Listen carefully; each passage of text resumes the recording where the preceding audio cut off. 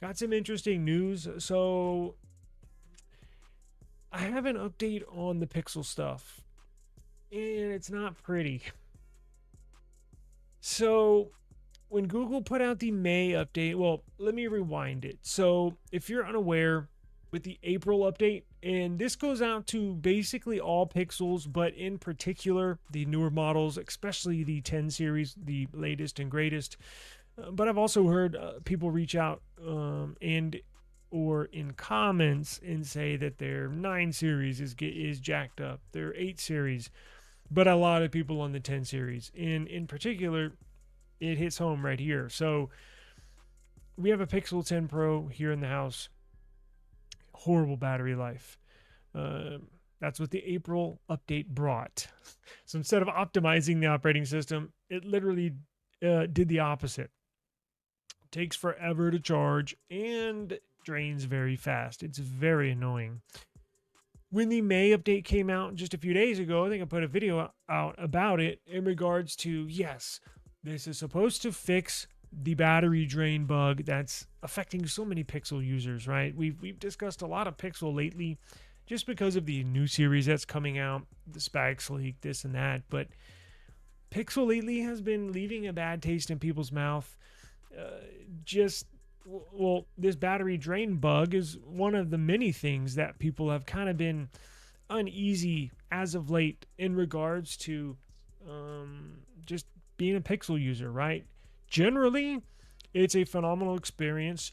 Generally, I recommend Pixel to everybody. Well, I say everybody, at least my family, right? It's a good, dependable phone. Easy operating system, smooth, fantastic photos. Video's all right, but you know, Pixel's up there when it comes to photo quality. It's just a good device, but it's been hard to recommend it lately just due to all the bugs and all the issues that the 10 series has been having. Well, it's been a look, it's been a since the 10 has been released, it's been an okay phone. It's just this past month has been really tough. Now, what has been really tough? Well, yeah, it's that battery drain bug. These phones right now, the Pixel 10 Pro we have is almost unusable. That's how bad it's been. It takes almost 2 hours to charge. It charges like pretty quick up until like 60% battery life, 70% battery life. And then it seems like that last 30% literally takes like an hour to charge. It's you want to pull your hair out. And then once you get it to 100%, it drains very quickly. Not a good combination. So you can see where the frustration starts to build up. And I've heard a lot of people say they've had it, right? Especially after this May update that we just got a couple days ago was supposed to fix this battery drain issue. It appears it has not. So, for those of y'all that are out there that do have a Pixel that are experiencing some of these very same issues that we are experiencing here, there might be a fix. And no, it does not involve doing a factory reset because that necessarily doesn't really work either. Now, what fix am I talking about? Well, you could just wait what seems like another month for them to put out the June update, but who wants to wait a month when the device is almost unusable as is? Now, I would like to tell you that Google is working on an emergency update because every now and then they'll do that, right? If something's very serious like this Pixel bug, this battery drain bug right now, and there's a ton of complaints online and on YouTube, the developers will go back to the lab and try to work around the clock to try and figure out what's draining the battery. Okay, let's sanitize and or pinpoint this issue, and then we'll fix it and then issue out an update. In fact, I can think of a couple of months in the last 3 years, or should I say a couple of updates in the last 3 years, where they'll issue an update, a monthly security patch, something's drastically wrong, and then a week later, they'll issue a second update, kind of an emergency update, just to specifically address that issue. Now, they haven't made a statement on this month's issue. I reached out. and nothing as of yet. But if they do reply, I'll certainly let you know. Or if they make a public statement, I'll certainly let you know. But I do have a fix potentially. Now, I don't know. I'm sure you could go around looking around the internet, and maybe I'll do it on mine. I don't know. We'll see how much time I have. But you could wait a month, or you could wait for a potential security emergency update, as I just mentioned, or you can install the beta. So Android 17 QPR1 Beta 2 was just released, and that could solve the battery drain bug, right? There's obviously something in the battery, or excuse me, something in the code. I don't know. I haven't really sat down and tried to pinpoint it. Been too busy. But that is always a potential fix. Now, if this is really bothering you, like if I had to use that Pixel as my daily driver, it would drive me insane. I get it. And there's a lot of people in that very position where you're almost desperate. You're, willing to do or try anything. Well, I think installing the beta is a potential, dare I say, fix, but we're going to go through everything new in Android 17 QPR1 Beta 2 just in case you do want to go down that road and see if this will fix it. We're going to dive into everything that's new and everything they added into this beta. But I would suggest, after we do go through what's new in this beta, I would suggest still maybe holding on a day or two just to let people that have installed this get the word out online. Pixel does have a really, really good Reddit thread that a lot of users put their experiences on there. You can ask questions. This Android 17 QPR1 Beta 2 did come out yesterday, so it is available to download and install if you want to go down that road. Just remember, and I'm going to remind everybody again once we get a little bit towards the end of reviewing all of these features, is that if you go into the beta, you download it, you install it on your device, just remember, when you want to go back to stable, you're going to have to wipe your phone. Now, hear me out. It might not be such a bad thing because maybe there's some people that are just at their wits' end, ready to pull their hair out and like, I can't wait for Google to do anything, right? And you might just want to try it and say, well, screw it. Even if I was going to factory reset it anyways to see if I could fix this bug. So let me install Android 17 QPR1 Beta 2 to see if it'll fix it. Because when you install the beta, all your apps, everything is pre-installed. Well, not pre-installed, but you get the point. It's just like updating a regular security patch. All your apps, all your settings, all your pictures, everything is still there. Your accounts, your emails. You just roll into the beta. But as I mentioned, just making this clear, I know I've repeated myself a couple times, but if you want to back out of the beta, you're going to have to wipe your data. So Android 17 QPR1 Beta 2. Now, it was just released. I've always been a proponent of beta programs, minus as of late, because I had a really bad experience on the Pixel 9 Pro XL. For the first 6 months, that was one of my favorite phones of all time.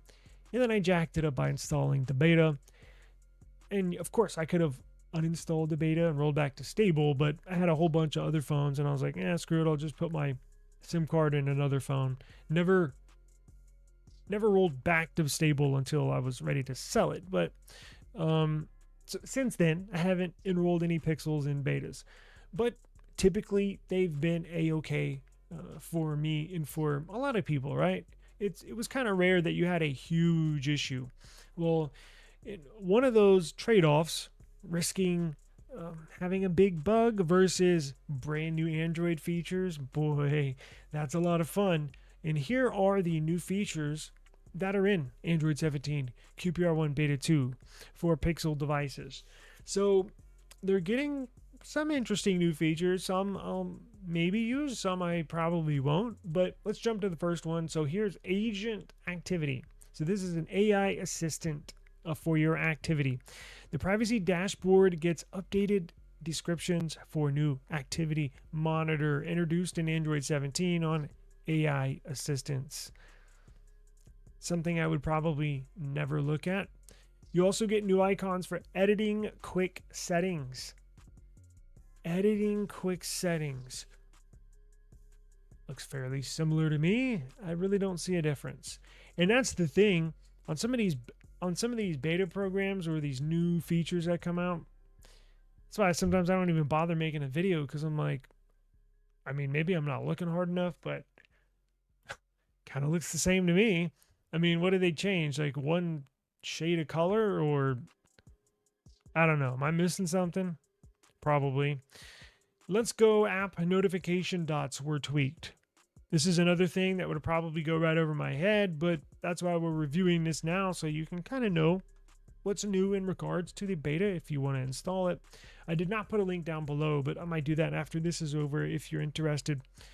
So a change introduced in the first beta last month.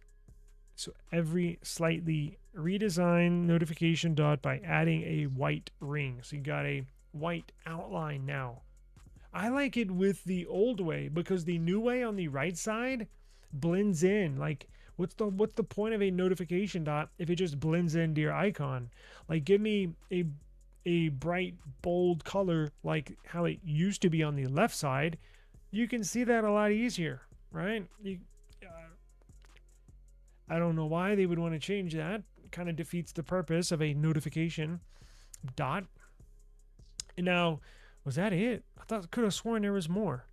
Kind of boring. So you might want to install it if you have the Pixel battery drain bug. You might not. Those are the few new features, but let's take a deeper dive into some of these bug fixes that you can expect if you're possibly interested in installing this beta. So, resolved an issue where terminal app fails to launch. Okay, fixed a display issue where date and weather information overlapped. Terminating a third active call from the head unit incorrectly disconnects an existing conference call. Okay. Fixed an issue where mobile signal bars incorrectly display. Custom themed app icons incorrectly appear enlarged. They also resolved a bug in the F2FS file system that could result in data corruption. That's not good. Fixed a UI issue that caused visual instability or glitches when moving applications. Fixed an issue where navigation bar swipe gestures failed. And then resolved an issue where the Bluetooth tethering toggle would reset to off after a device restarts or Bluetooth cycles. Okay, we did not hear anything in regards to battery, but look, I know there's some people out there that are really desperate. Again, that may be their only phone, right? Willing to try anything and willing to go as far as factory resetting, but that's a whole pain in the ass. Why would you want a factory reset if you could potentially solve your battery drain issue by just rolling into this beta? Now, it opens up a whole nother door of possibilities of issues. Now, it's not guaranteed when you install beta, you're going to have every issue under the sun. There's been some betas where my phone is completely fine. There's some betas where, man, there's a long list of bugs that's out there on the internet, but I only have like one of them, and it's not that big of a deal. So it's usable. So that's what I'm saying. If you have a bad battery drain bug right now in your Pixel, this is a potential fix. But again, remember, if you want to roll back to stable, you got to factory reset it. Just make sure you keep that in mind. We were just talking about Pixel. I know the Pixel 11 hasn't even come out yet with that new G6, and guess what? We got Pixel 12 news already. Somebody's been a chatty patty over there at the Mountain View lab, right? Wherever they're doing this testing. So Google staying with the Tensor chip. So if you were like me and kind of knew they were staying with Tensor, but kind of had some slither of hope that they would go to MediaTek. No. They heard us talking online and they wanted to shut us up. So Google is reiterating that Tensor is here to stay, whether you like it or not. So Pixel 12, guaranteed Tensor G7 chip on the way. Now, I don't necessarily mind the whole Tensor thing. Do I wish they went with MediaTek? Yeah. But look, they certainly would not have, I certainly would not have made, let me put it this way. We would not be traveling down this road that we're at right now if I had some say so within the Pixel team, Pixel department. I just wouldn't. I get why they did it, right? But has it really benefited them? Now, maybe it's a long-term play. And that's what they said when they said they were dropping Snapdragon. This is a long-term play. We're damn near, we're 6 years in with this upcoming one, and I still don't see the benefits, right? It's AI, it's this and that. Nobody uses AI. Well, you know what I mean. I would like to see a little more performance. Sorry. But until they can, now again, I'm not expecting them to be on Qualcomm level, but I would like to see something there. Like we've been on this bumpy road with potholes for the last few years where we're just expecting them to, give us a little something, give us a little power bump, give us a little this, a little that, a little performance here and there. Nothing. It literally seems like we're going backwards each year we go on. But the G7, the Tensor G7 is being developed for Google's Pixel 12. Remember, these phones take 3 to 4 years just before they even really get started, just before it's next up. So this Pixel 12 has been in development since the last couple of years, right? Since probably the Pixel 8 or 9 was out. Like they've already started working on it. Designs, layouts, suppliers. Can we do this? Can we do that? And the R&D. These take a long time. So that's why I really wasn't surprised to see this leak. But I think they did it on purpose. Remember, leaks happen for a reason. Everybody saw the 5-year-old GPU they were going to use last week. Oh, everybody freaked out. Even I kind of blasted them for, what the hell are you doing? Why can't they just go to Qualcomm or do something else? Oh, and Google says, well, no, we're sticking with Tensor. So, again, I'm going to kind of reserve judgment until we actually get them in hand, because we all love blasting stuff and people and products, but I think I already know what to expect with this device, right? It is what it is. I think Pixel's pretty solidified with what they are at this point, and to expect anything out of the ordinary